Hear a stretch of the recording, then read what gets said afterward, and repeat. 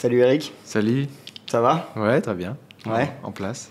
Merci Parfait. de m'accueillir. Ben, merci à toi d'être venu. Donc si ils ont dû suivre, mais puis je vais leur mettre des images, mais tu nous as fait le plaisir de nous faire un tour de ce bateau. Comment on Ouais. appelle ça? Alors, c'est un ultime. C'est un ultime. Ouais. C'est un bateau un trimaran Ok. de 32 mètres de long, 23 mètres de large et presque 40 mètres de haut. Enfin, Ouais, pour j'ai le mât. entendu 37, Ouais, Stéphane. C'est à peu près ça. Ouais, ça. Ouais, ouais. C'est impressionnant. Pour vous, sûrement. Ouais. Ou pour moi aussi. Hein, Mais, parce qu'il y en mais a, toi, parce que moi j'ai entendu qu'il y avait très peu de ces bateaux-là. Ouais. Il n'y en a que 6 dans le monde. Ouais. Ok. Enfin, 7, pardon. T'avais déjà beaucoup navigué sur ce type d'embarcation? Non, pas beaucoup, mais non, mais c'est pour ça que j'ai relevé le défi en fait. C'est que Donc c'était un défi pour toi. c'était un défi pour moi. C'était d'essayer de naviguer sur ces bateaux. C'est assez fort déjà en solitaire. Ouais. Mener des bateaux de 32 mètres en solitaire, c'est chaud. Ouais. Et- C'est ce que je me suis dit pendant tout le long. Je me suis dit, mais comment un homme seul peut faire 66 jours sur ce type Et de... qui plus est, du coup, sur un tour du monde entier. Donc du coup, ouais, durant 66 jours. Ouais.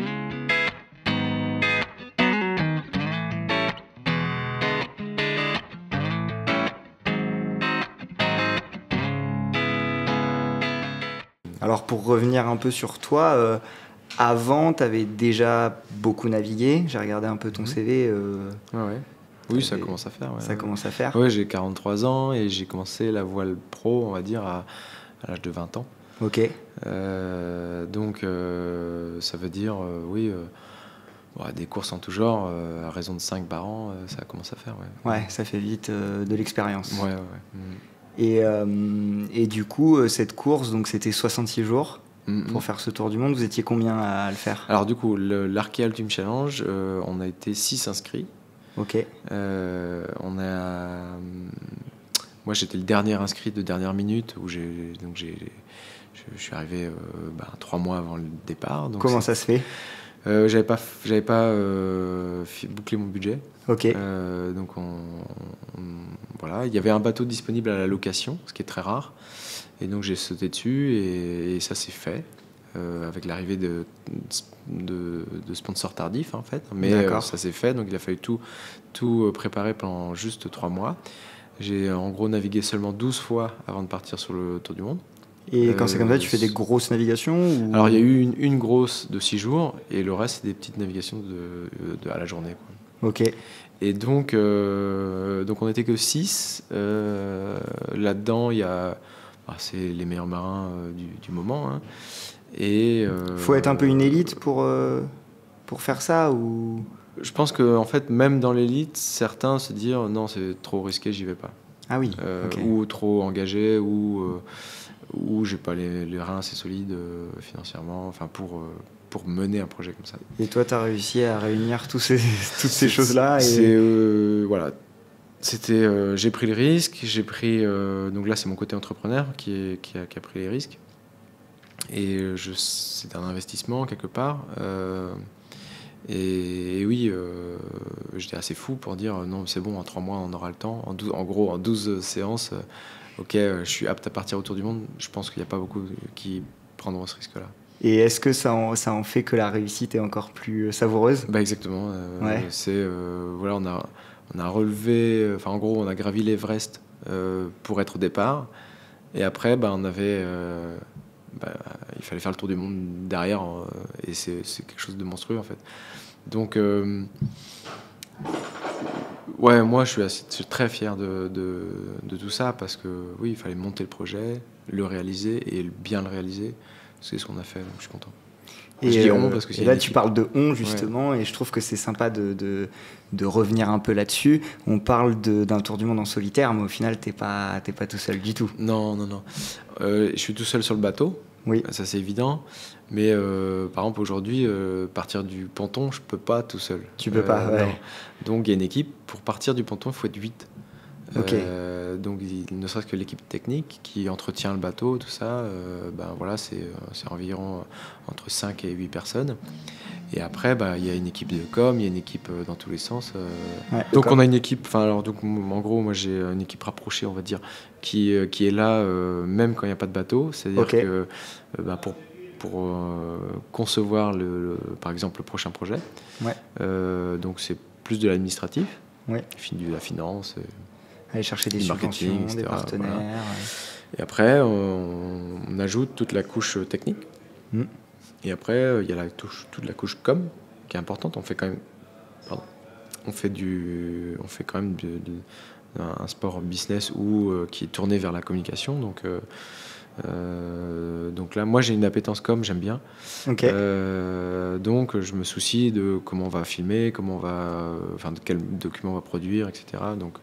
Donc il y a là-dessus, avec moi, il y a une monteuse qui gère les réseaux sociaux, tout ce qui est le management des archives, je sais pas, plein de choses, quoi.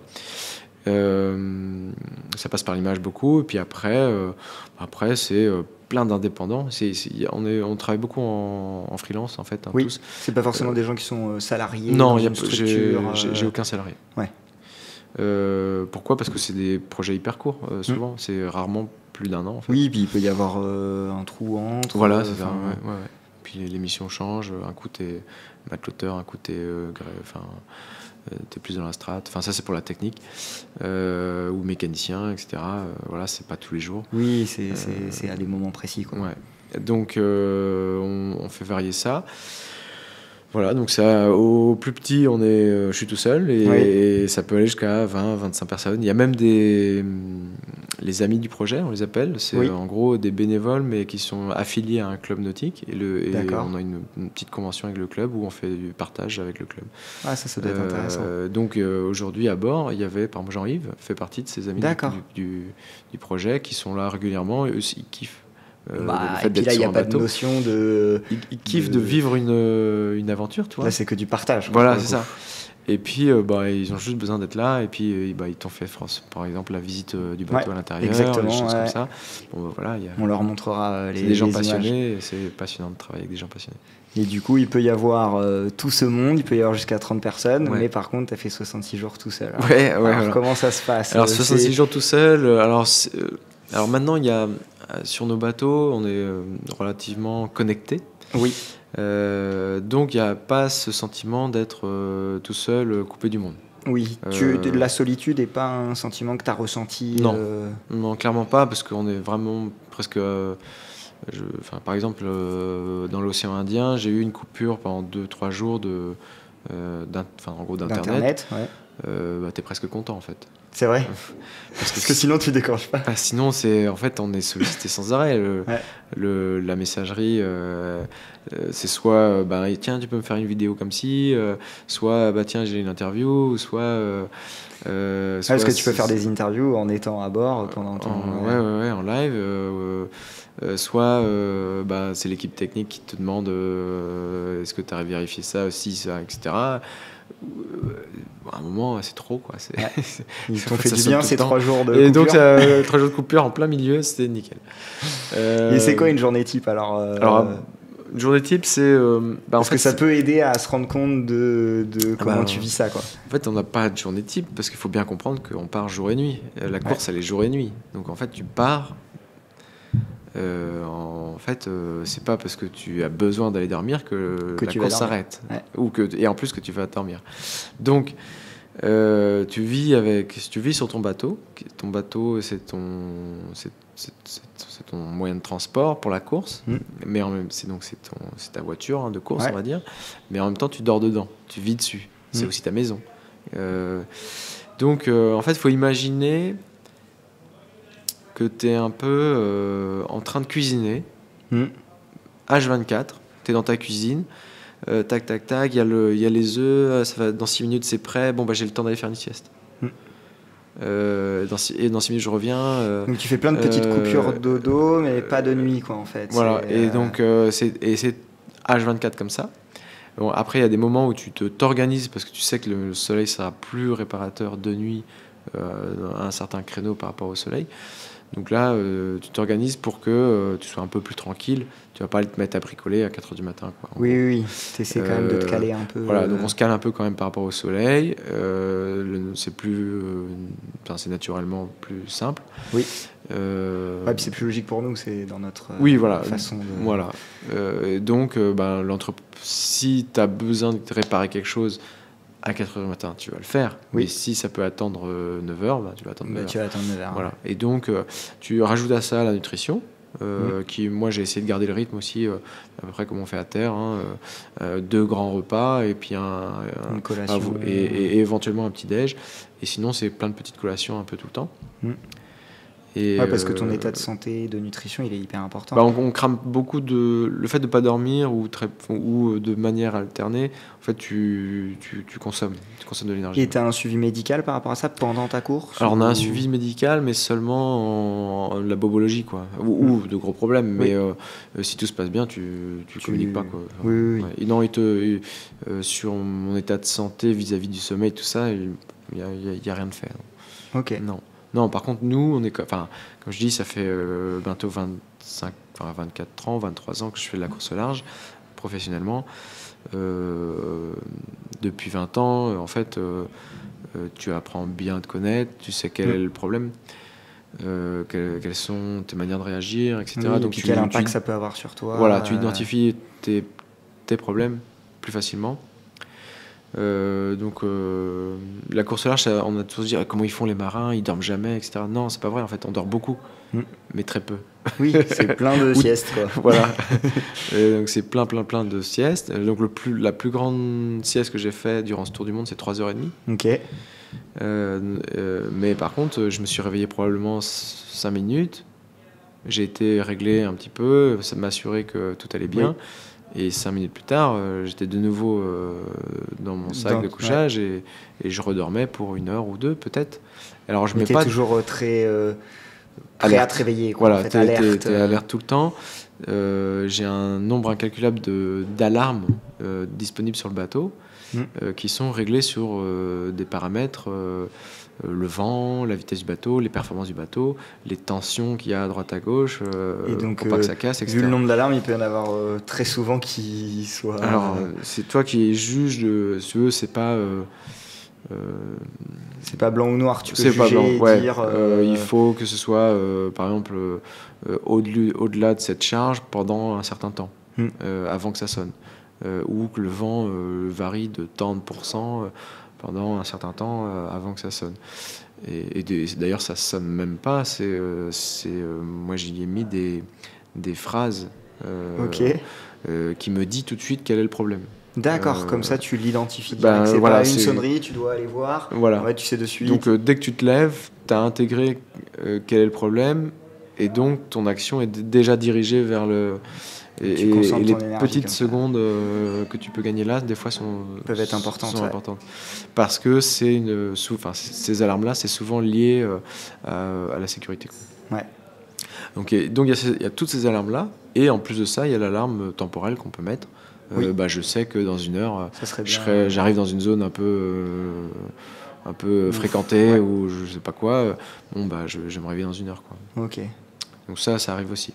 Mais quand tu dors 3h30, par exemple, sur ce cas-là, il n'y avait pas d'horaire temporaire. C'est tant que ça sonne pas, tout va bien. Et tu arrives à vraiment bien dormir, ou est-ce que tu dors en te disant je suis en train de dormir 3h30, ça se trouve, je vais me réveiller, je vais être... Non, en général, tu dors bien, mais non, des fois, tu ouvres un œil, tu regardes, ok, c'est bon.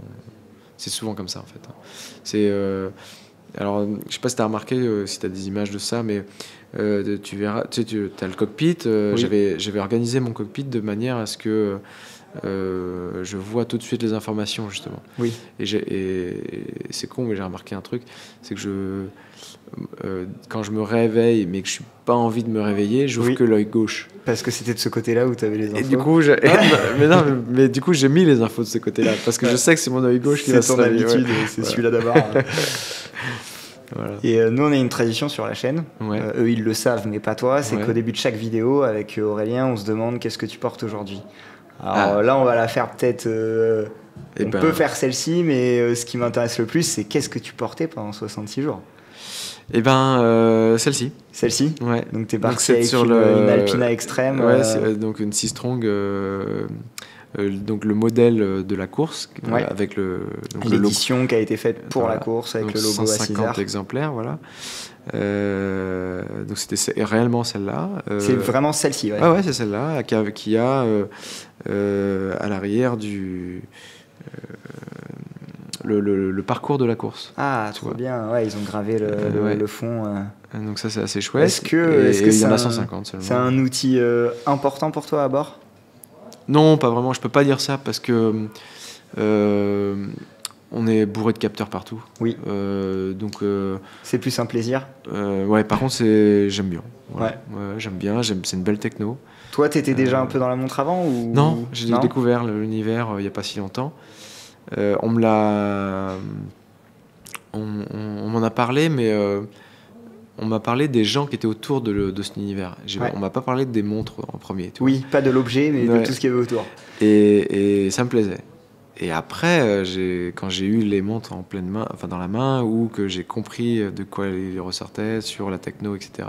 Enfin les détails, ça commençait à me plaire. Et je découvre là encore, beaucoup en fait. C'est-à-dire que je commence à si ça fait pas longtemps, oui, t'as encore beaucoup à découvrir. Tu verras que même quand ça fait longtemps, oui, sûrement, on découvre encore. Après, je sais pas si je serais passionné. Oui, mais c'est pas. Mais en puis tout cas, sais que dans la ça passion, me il y plaît. a un degré. Tu peux être passionné plus ou moins fortement, on va dire. Alors justement, moi j'ai ma phrase à moi pour la voile. Alors je montre là parce que je sais pas si je sais pas spectateurs s'ils verront, mais je leur montrerai. Et juste derrière nous, on est au 5e étage d'un immeuble et il y a le bateau, le fameux bateau. Il est juste derrière. Et une vue imprenable sur le port de Brest. Ce dont je voulais parler, c'était... moi, je dis, je ne suis pas passionné de course large, mais je suis amoureux de course large. Oui. Et la grande différence pour moi, c'est la passion, c'est quelque chose que tu fais, c'est irrationnel. Oui. Et pour moi, l'amour, par contre, c'est très rationnel. Tu le mets jamais en danger, tu le travailles, tu vois, tu fais attention. C'est plus maîtrisé. Voilà. Et c'est du coup, c'est pour ça que je dirais que peut-être que je me passionnerais d'horlogerie, mais je suis quelqu'un qui est plus dans la raison. Je comprends. Voilà. Et du coup, pourquoi est-ce que tu as une Alpina au poignet? Ça va être encore plus simple de le dire comme ça. Alors, pour la vraie histoire, c'est que on m'avait parlé d'Alpina. Moi, j'aurais adoré être ambassadeur Alpina depuis bien longtemps, mais ça s'est jamais produit. Je sais pas. Puis il n'y avait peut-être pas l'occasion. La conjoncture n'était pas forcément idéale pour ça. Bref, j'ai jamais eu de sponsor montre. Et en fait, on m'a averti que Alpina devenait le sponsor, le chronométreur de la course. De la course. Et en fait, j'étais invité à venir à la conférence de ce moment-là, et j'ai rencontré Yasmina. Que je connais. Et donc, chargé de mission pour la marque. Du sponsoring chez Alpina. Et en fait, je suis allé au culot, j'ai dit, est-ce que ça voudrait... Est-ce que ça vous intéresserait d'être sur le bateau, quoi, simplement. Alors moi, c'était déjà pour des raisons financières, mais en plus, comme je les connaissais, je savais que ça pouvait être sympa. Et puis donc, on s'est parlé pendant 2 heures au café, et c'était passionnant. On a probablement parlé de tout sauf de ce partenariat-là, mais on a appris à se connaître, et là ça a matché. On a vu qu'on avait un peu la même vision du... C'est important pour toi que ça matche humainement, avant le côté financier, tout ça. Oui. C'est quoi qui a matché? C'est les valeurs? Ouais, c'est les valeurs, l'envie de partager, en fait. C'est toujours pareil, c'est de créer une émulation, de se sentir aidé, avec une petite famille, tu vois. Il y a vraiment cette notion-là. J'avais déjà interviewé des ambassadeurs Alpina, et c'était un mot qui revenait pour avoir passé du temps avec déjà un peu avec toi, puis avec eux, c'est quelque chose qui revient beaucoup. Et ça, au final, moi, j'adorais ce côté-là. Et en fait, moi, j'étais en train de le dire à Simina, moi, j'ai ma petite famille aussi, le French Touch Ocean Club. Donc, c'est un groupe de partenaires que j'ai créé, qui avait pour but de promouvoir le savoir-faire local, français, etc. Mais en gros, c'est la même énergie, c'est-à-dire que on est tous contents d'être là, on s'entraide, on crée des passerelles entre les sociétés, dans un environnement convivial. Et puis c'est du donnant-donnant, parce qu'au final, pour une marque comme Alpina, soutenir quelqu'un qui fait un projet comme le tien, c'est une visibilité qualitative, tu vois ce que je veux dire. Oui, et puis c'était concret pour elle, en fait. Enfin, pour Alpina, c'était assez simple de se dire, chouette, on va... je parle, mais je suis à peu près sûr que je ne vais pas dire de bêtises. Mais en gros, ils étaient chronométrés officiels. Ça pouvait transformer l'essai d'une telle opération en ayant en plus un marin qui aurait son histoire à raconter, quoi. Donc c'était et donc ils sont parfait, devenus ils sont venus, ils m'ont dit très vite. Alors, ils m'ont dit très vite, ils sont sponsors, enfin, du projet. Mais ils m'ont dit, non, mais nous, on veut t'accompagner, mais pas que pour cette course. Ça, c'est cool. On veut être avec toi. Et donc ça, c'était assez cool parce que c'est très rare. Oui, que ce soit pas du one shot. Là, t'as de la lumière, mais demain, tu seras peut-être en train de préparer un autre projet pendant un an. Exactement. Et de se sentir soutenu, en fait, c'est là où moi, j'avais pas de doute, en fait, sur le fait que tout me plaise, en fait. Donc, de mon côté, évidemment, vu que c'est moi qui ai été demandé, j'avais déjà une envie, mais le fait qu'ils te disent ça, c'est-à-dire qu'eux, en plus, ils ont envie et ils te proposent que ce soit encore plus long. Alors, et que ils le proposent assez spontanément, très vite, parce que ce que j'ai présenté leur convenait. Et voilà, c'était un peu chouette, on va faire une cousinade, quoi. Il y a la famille, mais il y a des notions de famille. Il y a la famille du Perron, et puis voilà, quoi. Et c'est jusqu'en 2027, si j'ai... Oui, alors le contrat officiellement, c'est jusqu'à 2027. Et donc là, t'es arrivé. C'est quoi la suite pour toi? Alors moi, la suite, j'avais volontairement pas fait de plan avant de partir. D'accord. Je m'étais dit, on se concentre sur le projet. À la fois. On aime bien en général avoir un coup d'avance, ça rassure en fait. Un athlète, il a toujours besoin de se rassurer pour bien se concentrer. Mais moi là, pour le coup, c'était l'inverse. Le fait de se projeter ne me rassurait pas du tout parce que ça voulait dire me mettre en danger l'énergie qu'on pouvait mettre en si peu de temps. Tu voulais mettre toute ton énergie dans ce projet. Voilà. C'est aussi le fait que tu l'aies préparé un peu sur le tard aussi, je pense, qui fait ça. Oui, effectivement. Et puis après, il y avait la dimension, on est en train de s'attaquer à un truc monstrueux. Quelles seront mes envies après ça? Parce que tu peux faire des plans avant, et puis en fait, derrière, tu te dis, mais non, mais c'était une connerie, ou au contraire, c'était génial, on y retourne, etc. Là, je suis plus dans cet aspect-là. C'était génial, c'était dur, extrêmement dur, mais j'ai l'impression que je suis fait pour ça. Donc, c'est un bon sentiment, ça. Il faut refaire. Mais il faut refaire. Il faut refaire, mais mieux. Ok, c'est pas mal. C'est pas mal. Je pense qu'on peut rester sur cette phrase de fin. Il faut refaire, mais mieux. Voilà. On te suivra. C'est tous les combien de temps cette course? Alors du coup, théoriquement, c'est pas officiel encore, c'est pas encore entériné, je dirais, mais normalement, ce serait un départ janvier 2028. Ok. Voilà. Donc on fera une petite exception, un petit avenant au contrat aussi. On fera un petit avenant au contrat Alpina pour aller jusqu'à 2028. Pour qu'ils soient encore sur le bateau. Voilà. Ben, merci beaucoup pour ton temps, c'était hyper enrichissant et puis on va suivre tes aventures de près. Merci à vous et puis je vais regarder tout ça avec grand plaisir. À bientôt. À bientôt.